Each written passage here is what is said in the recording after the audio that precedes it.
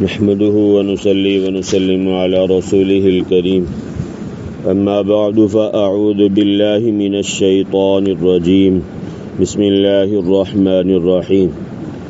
يا أيها الناس اتقوا ربكم إن زلزلة الساعة شيء عظيم يوم ترونها تذهل كل مرضعة عما أرضعت وتضع كل ذات حمل حملها وترى الناس سكارى وما هم بسكارى ولكن عذاب الله شديد ومن الناس من يجادل في الله بغير علم ويتبع كل شيطان مريد صدق الله العظيم وبلغنا رسوله النبي الكريم ونحن على ذلك لمن الشاهدين والشاكرين والحمد لله رب العالمين اللهم صل على سيدنا محمد النبي الأمي وعلى آله وبارك وسلم یا ایہا الناس اتقوا ربکم، اے لوگو ڈرو تم اپنے پروردگار سے، ان زلزلۃ الساعۃ، بے شک قیامت کا زلزلہ، شیء عظیم، بڑی چیز ہے، یوم ترونہا، جس دن تم دیکھو گے زلزلے کو، تذہل، غافل ہو جائے گی، کل مرضعۃ، ہر دودھ پلانے والی، عما ارضعت، اس بچے سے جس کو وہ دودھ پلا رہی ہوگی، وتضع، اور ڈال دے گی، کل ذات حمل، ہر حمل والی، حملہا، اپنے حمل کو، وتری الناس سکارا، اور آپ دیکھیں گے لوگوں کو نشے میں، وما ہم بسکارا، حالانکہ وہ نشے میں نہیں ہوں گے، ولکن عذاب اللہ شدید، اور لیکن اللہ تعالیٰ کا عذاب سخت ہوگا، ومن الناس،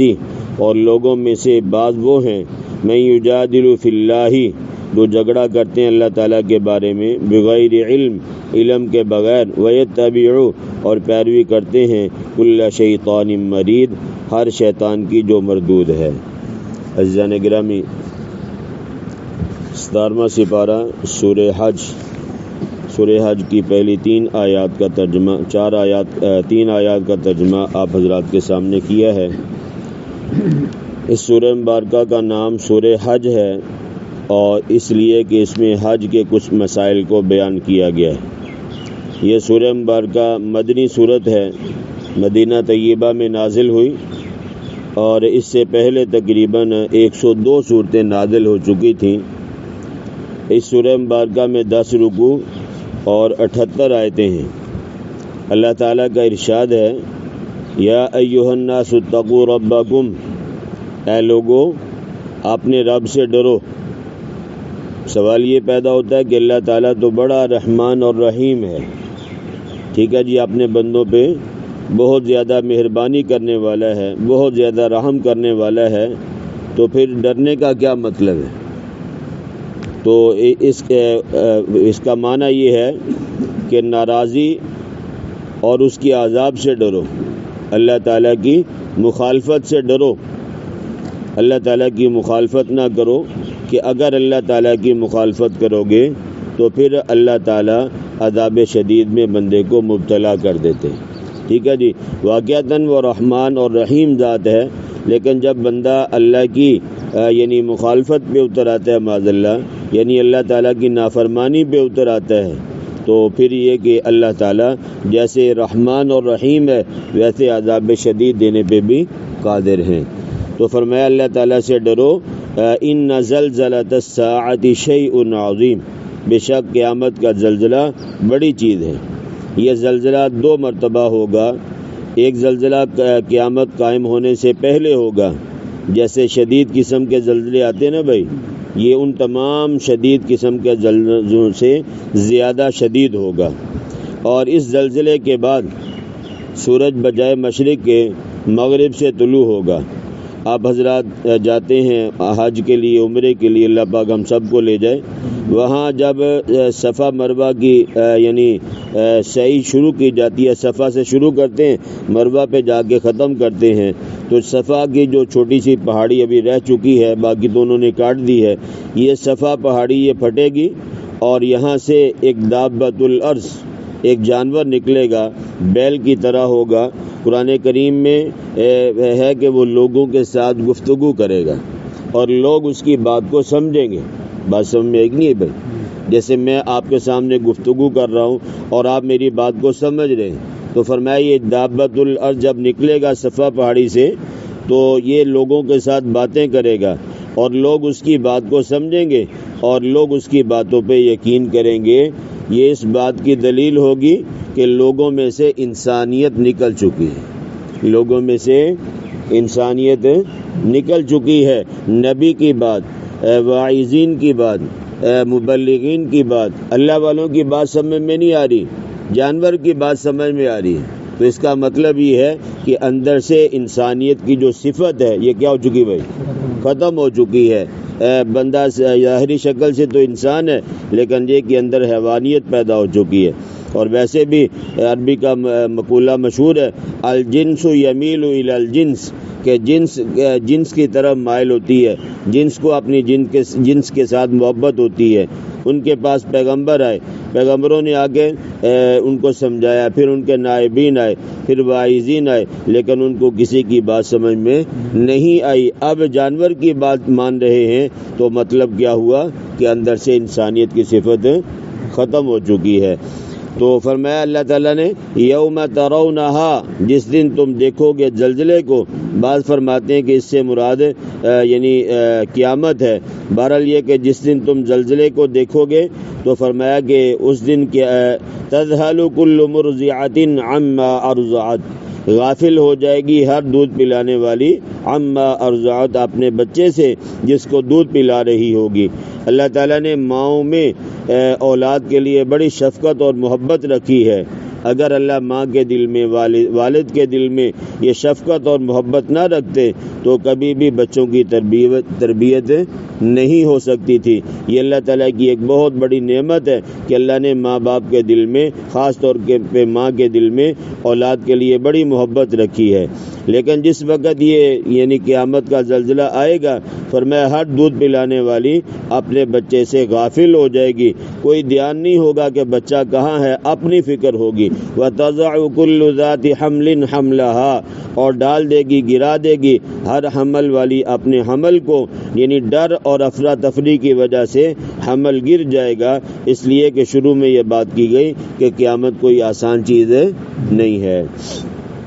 نفخہ اولا کے وقت بھی ایسے ہی ہوگا، جب پہلی بار سور میں پھونکا جائے گا، اور دوسری کے بعد جب دوسری مرتبہ پھونکا جائے گا اس وقت بھی اسی طرح ہوگا کہ کوئی کسی کا خیال نہیں ہوگا، یہاں تک کہ ماں کو اپنے بچے کا خیال تک باقی نہیں رہے گا۔ یوم یفر المرء من اخیہ و امہ و ابیہ و صاحبتہ و بنیہ، سورہ عبس پارہ نمبر 30 میں ہے، جس دن بھاگے گا آدمی اپنے بھائی سے، اپنی ماں سے، اپنے باپ سے اور اپنی بیوی سے اور اپنے بیٹوں سے کہ مجھ سے کوئی نیکی نہ مانگ لے۔ تفسیروں میں یہ روایت نقل کی گئی ہے کہ مثلا ایک آدمی کے پاس 50 نیکیاں ہوں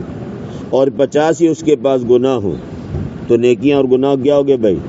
برابر ہو گئے، نہ یہ جنت میں جا سکتے ہیں نہ دوزخ میں جا سکتے ہیں، اس لیے کہ معاملہ کیا ہو گیا بھائی؟ برابر ہو گیا۔ تو اللہ تبارک و تعالیٰ فرمائیں گے جاؤ ایک نیکی لاؤ، تاکہ نیکیوں والا پلڑا کیا ہو جائے بھائی؟ جھک جائے۔ تو یہ بندہ کہے گا ایک نیکی کا کون سا مسئلہ ہے، یہ دوست احباب کے پاس جائے گا، کوئی بھی دوست اس کو ایک نیکی نہیں دے گا، ٹھیک ہے جی۔ اس کے بعد یہ اپنے باپ کے پاس جائے گا، وہ بھی نہیں مانے گا، بھائی کے پاس جائے گا، بہن کے پاس جائے گا، آخر میں ماں کے پاس جائے گا، ماں سے پوچھے گا ماں تو مجھے پہچانتی ہے؟ وہ کہے گا بالکل پہچانتی ہے، 9 ماہ تجھے میں نے اپنے پیٹ میں رکھا ہے، تو میرا بیٹا ہے سب کچھ، لیکن یہ جب مانگے گا تو وہ بھی منع کر دے گی کہ ایک نیکی میرا کیا بنے گا، تجھے دے دوں میرے ساتھ کیا ہوگا کچھ پتہ نہیں۔ کوئی بندہ بھی ایک نیکی دینے کے لیے تیار نہیں ہوگا، اور آج نیکیاں مل سکتی ہیں لیکن ہم لینے کے لیے تیار نہیں ہیں، تو یہ بڑی بدنصیبی کی بات ہے۔ تو بہرحال یہ کہ اس موقع پہ کوئی بندہ ایک نیکی دینے کے لیے بھی تیار نہیں ہوگا۔ تو فرمایا کہ وَتَرَى النَّاسَ سُكَارَىٰ،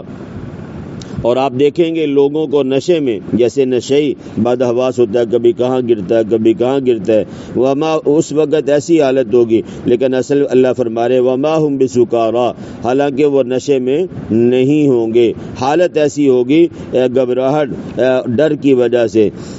تو فرمایا کہ ولکن عذاب اللہ شدید، نشے میں نہیں ہوں گے، در حقیقت اللہ تعالیٰ کا عذاب سخت ہوگا کہ جس کی وجہ سے بندہ اپنے حواس تک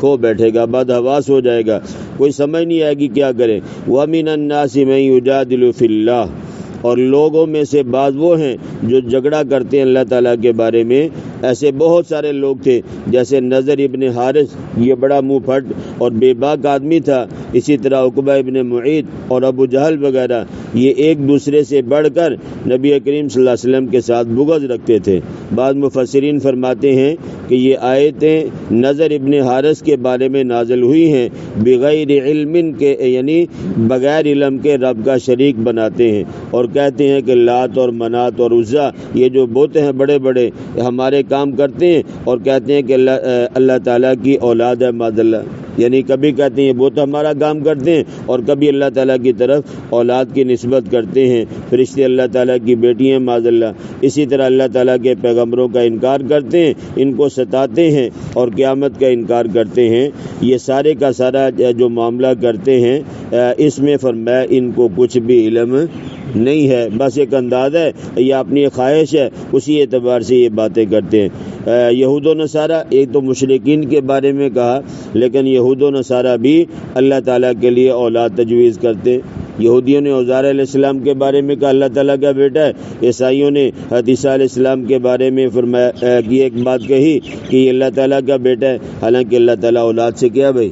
بالکل پاک ہے۔ وَيَتَّبِعُ كُلَّ شَيْطَانٍ مَرِيدٍ، اور پیروی کرتے ہیں ہر شیطان کی جو مردود ہے، پھٹکارا ہوا ہے۔ فرمایا کہ اللہ تعالیٰ نے جو پیغمبر بھیجے ہیں ان کی باتوں کو ماننے کے لیے تیار نہیں، اگر مانتے ہیں تو شیطان کی باتوں کو کیا کرتے ہیں بھائی مانتے ہیں۔ شیطان خود مردود ہے تو اس کے پیچھے چلنے والے بھی کیا ہوں گے بھائی، اللہ کی درگاہ سے یا اللہ کے دربار سے وہ بھی مردود بنیں گے۔ اللہ پاک مجھے اور آپ کو صحیح سمجھ اور عمل کرنے کی توفیق نصیب فرمائے۔